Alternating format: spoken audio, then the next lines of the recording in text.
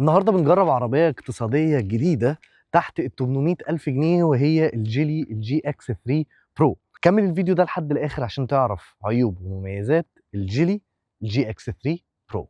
الجيلي الجي اكس 3 برو بتيجي في فئة واحدة وسعرها 790 ألف جنيه بتاريخ شهر 2 2026. العربية بتصنف كومباكت كروس اوفر، بتيجي بمحرك 1500 سي سي 4 سلندر، بيقدر يطلع 103 حصان و 140 نيوتن متر تورك. واصل بناء الحركه السي في تي. وزن العربيه حوالي ما يقرب من 1215 كيلو. العربيه على الورق بتستهلك حوالي من 7 لتر ل 7.5 لتر. لو جينا بصينا على الشكل الامامي للعربيه هتلاقي ان الكبوت صغير جدا، وهقول لكم ليه قدام لما نيجي نتكلم على جنب العربيه. الكبوت ما فيهوش خطوط كتيره، هو خط ده والخط اللي جاي جنبه. الشبكه بتاعه جيلي باللوجو الجديد اللي هو شكل كده الاسود وفيه واخد شكل الازاز، وعندك كمان تهويه تحت. مفيش سنسور امامي. الفوانيس بتيجي ده ليد تمام، اللي هو الرمش ده كده ليد، وكمان ده برضو ليد، ولكن العدسه هتلاقيها هالوجين، والعالي برضو هتلاقيه هالوجين. ببساطه ده شكل العربيه الامامي، ما فيهوش كلام كتير. ولكن خليني بقى اكلمكم على جنب العربيه عشان في تفصيله كده عايز اوريها لكم في العربيه دي. ولو جينا اتكلمنا على الابعاد، طول العربيه 4005 ملم،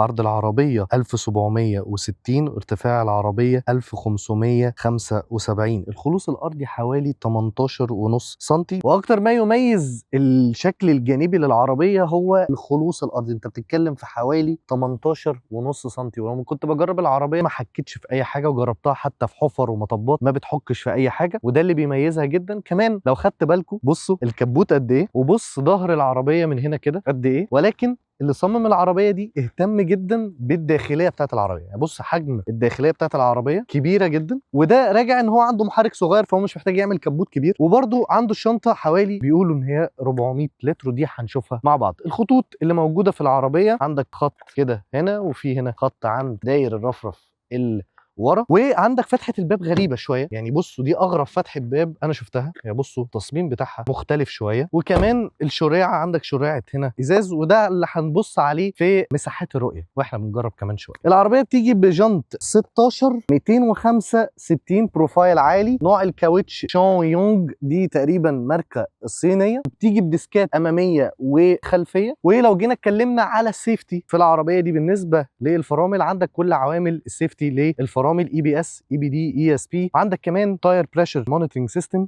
اللي هو بيتابع ضغط الاطار ويقول لك مثلا لو في كاوتشه فيها مشكله. كمان العربيه بيجي فيها 2 ايرباج للسايق واللي قاعد جنبه. وكمان العربيه فيها بريك اسيست وفيها كروز كنترول. المرايات هنا بتيجي فيها التيرن سيجنال ولكن هي يدوي، وفيها زي شكل الكربون فايبر بس طبعا مش كربون فايبر. بتيجي فيها مقابض فيها بصمه للفتح والقفل. وزي ما قلت لكم فتحه الباب بالنسبه لي اغرب فتحه باب انا شفتها في عربيه قبل كده.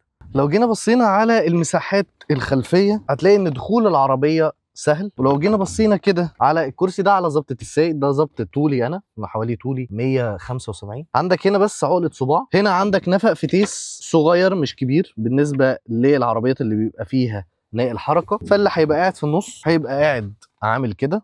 ممكن ده لو مرجع الكرسي شويه رجلك هتبقى خابطه هنا، ده طالع قدام شويه فهنا رجلك مش هتبقى خابطه.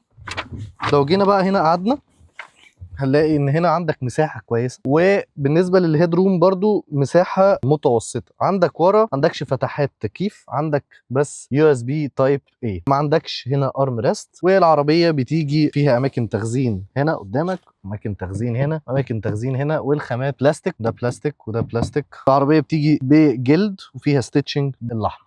لو جينا بصينا على الشكل الخلفي للجي اكس 3 برو هنلاقي ان هي بتيجي بانوار خلفيه كلها ال اي دي، بتيجي بسنسور خلفي مع ديفيوزر. وعندك الشنطه بتيجي هنا حوالي 400 لتر، طبعا بتفتح مانيوال مش كهرباء. ولو جيتوا بصيتوا كده بصوا انا حاطط فيها شنطه سفر كبيره بالعرض، تاخد شنطه كمان نفس الترتيب ده، وتاخد شنطه صغيره برضو سفر لو عملتها بالطول. طبعا الشنطه بتقفل يدوي مش كهرباء. خلينا دلوقتي نتكلم على الخامات الداخليه. الخامات الداخليه كلها تعتبر بلاستيك. هنا برضو ده بلاستيك وده برضو بلاستيك وهنا برضو بلاستيك. طبعا الفئه الاقتصاديه دايما هتلاقي فيها بلاستيك، برضو البيبان بلاستيك وهنا في باترن مختلف. الطاره هنا هتيجي تلاقيها سوفت كده في جلد، فيها مالتي فانكشن للشاشه دي، وهنا عندك الكروز كنترول، عندك اللوجو بتاع جيلي الجديد اللي هو معمول كله اسود. هنا عندك 2 كاب هولدرز صغيرين مش كبار، عندك مساحه تخزين لحوالي موبايلين، عندك هنا 12 فولت، عندك يو اس بي تايب اي، عندك بقى هنا اماكن تخزين، هنا عندك برضو مكان التخزين ده صغير مش كبير، وعندك هنا ده مكان تخزين برضو صغير مش كبير.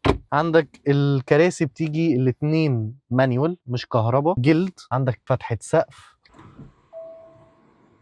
طبعا زي ما قلت لكم العربيه بتنزل فيها واحده، فالفئه الواحده دي فيها فتحه سقف. لو جينا دلوقتي اتكلمنا على الشاشات، تلاقي في شاشه هنا بتيجي 8 انش، وهنا عندك بقى مش شاشه، عندك عدادات انالوج زي زمان، في شاشه صغيره. الشاشه دي فيها بلوتوث، فيها حاجه اسمها ايزي كونكشن. ايزي كونكشن ده حاجه زي الميرور لينك، بيقدر ان هو يمرر الموبايلات الايفون والاندرويد. بس عشان اكون واضح معاكم، انا لما جربت بموبايلي الايفون نزلت الابلكيشن، بس انا يعني ما عرفتش استخدمه، ما عرفتش ازاي كونكت، بس هو بطريقه ما كونكت. يعني العربيه فيها 6 سماعات، ادي 1 2 3 4 و2 ورا. هنا عندك الهاند بريك بتيجي يدوي مش كهرباء، ودي عصايه الفتيس التقليديه. بس دي كده كل حاجه في داخليه العربيه.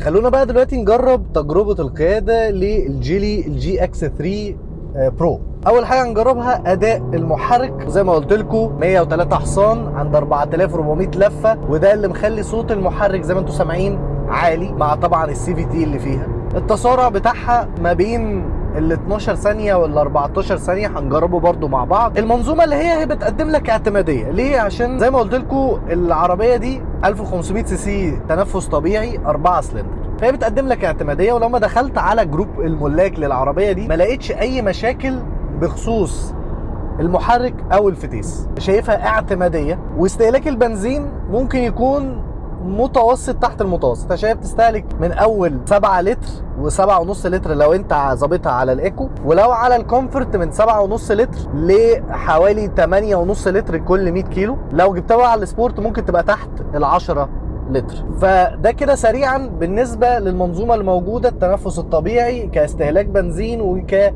ادائها طبعا مش اقوى حاجه، ولكن هي بتديك اعتماديه. خلينا احنا دلوقتي داخلين على ملف ونقدر نجرب فيه التعليق الامامي والتعليق الخلفي. عندك الامامي ماكفيرسون، الخلفي تورشن بيم متصل. فخلينا كده نجرب التعليق بتاع العربيه. احنا داخلين على الملف، سرعتنا 50. خلينا ندوس اكتر ونشوف هتطلع هت اوفر ستير او هت اندر ستير. مفيش اي حاجه، تمام، ماسكه ما طلعتش من اللاين. تعليق العربيه يعتبر جيد بالنسبه ان هي فيها تورشن بيم من ورا. ودايما لما بتيجي التعليق بنيجي نتكلم على التعليق الخلفي، نقول له هو تورشن بيم ولا مالتي لينك. التورشن بيم بيكون يعني اقل شويه من المالتي لينك في حته التعليق، ولكن هنا التورشن بيم اللي موجود في العربيه شايفه ان هو جيد جدا بالنسبه لو قارنته باي تورشن بيم تاني. دلوقتي هنجرب العفشه بتاعت العربيه ونشوف هتقدر تتاقلم ازاي على الحفر والحتت اللي فيها تذبذبات كتيره. دي حته كده حفره ماشي جيده مش وحشه. الحته بقى دي اللي مكسره عايز اخش فيها، ماشي، فيها حته نشفان في العفشه. فلو جيت اتكلمت على تعليق كويس، العفشه بتاعتها ممكن تميل نشفان شويه ولكن مقبول، يعني ما ضايقنيش. خلينا دلوقتي بقى نجرب الثبات بتاع العربيه. هندوس كده بالعربيه، كانت برضو حفره ادت اداء كويس. خلينا ندوس. ثبات العربيه كويس، يعني تقدر تقول ان ثبات العربيه في الفئه الاقتصاديه تحت ال 800,000 ثبات العربيه دي كويس جدا. خلينا بقى دلوقتي نجرب العزل بتاع العربيه. عزل المحرك متوسط تحت المتوسط. عزل صوت الهواء يعتبر متوسط. عزل صوت المحرك يعتبر متوسط تحت المتوسط. مساحات الرؤيه ممكن يكون بس القايم اللي نازل ده مضايقني سنه بسيطه، ولكن بقيه مساحات الرؤيه كويسه. حتى الازاز اللي ورا انا شايف منه كويس. الشريعه دي برضو حلوه عجباني، مدياك برضو مساحه رؤيه اضافيه. خلينا برضو ندوس كده بالعربيه تاني. انا عايز اجيب بقى العربيه على السبورت، شوف ادائها كده على السبورت.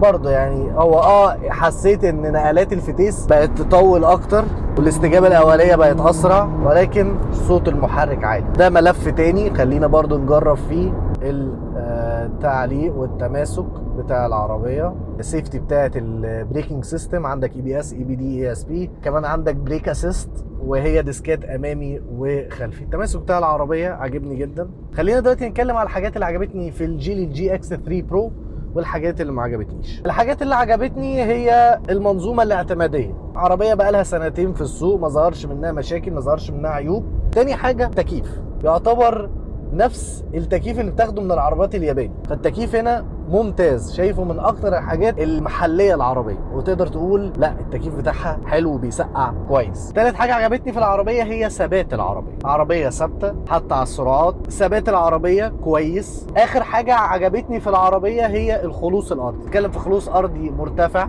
18.5 سنتي، فما واجهتش ان العربيه حكت في مطب او ان هي في النقر او المطبات فيها اي مشكله. الحاجات بقى اللي ما عجبتنيش في العربيه، اول حاجه العزل بتاع المحرك، مش عزل الطريق. عزل الطريق قلت لكم متوسط، ولكن عزل المحرك متوسط تحت المتوسط. تاني حاجه ما عجبتنيش في العربيه هنا، حسيت ان شويه ان العفشه ناشفه سن، ولكن التعليق بتاع العربيه كويس في الملفات، قادره ان هي ما يحصلش فيها اوفر ستير ولا اندر ستير حتى وانت جاي بال60 على الملف. اخر حاجه ممكن يكون واجهت فيها مشكله هي الكونكشن للكاربت لينك. الابلكيشن موجود هنا، انا ما عرفتش اكونكت بيه، ولكن هو ظاهر لي ان انا ينفع اكونكت، يعني ان انا ينفع انزل الابلكيشن. نزلت الابلكيشن، بس ممكن اكون انا بعمل حاجه غلط، الله اعلم، محتاج اسال فيها. كنت مستني ان هي ينزل فيها ابل كار بلاي واندرويد اوتو. برضو وصلات التايب سي مش موجوده في العربيه، هي وصلات تايب اي بس، كنت محتاج اشوف تايب سي. اخر حاجه استهلاك البنزين. انت بتتكلم في محرك تنفس طبيعي، فطبيعي ان انت تلاقي استهلاك البنزين متوسط فوق المتوسط. يعني انت ممكن تكون بتتكلم ان مع العربيه دي على السبورت ممكن تكون بتستهلك قرب ال9 لتر على السبورت، ولكن على الايكو والكومفورت ما بين ال7 وال8 لتر كل 100 كيلو. فانا كنت شايف شويه ان استهلاك العربيه ممكن يكون فوق المتوسط بشويه. بس دي كده الحاجات اللي عجبتني في الجيلي الجي اكس 3 برو الجديده، ودي الحاجات اللي ما عجبتنيش. دلوقتي خلينا نجرب التسارع بتاع الجيلي الجي اكس 3 برو من 0 ل 100 ونشوف هتجيبها في كام ثانيه.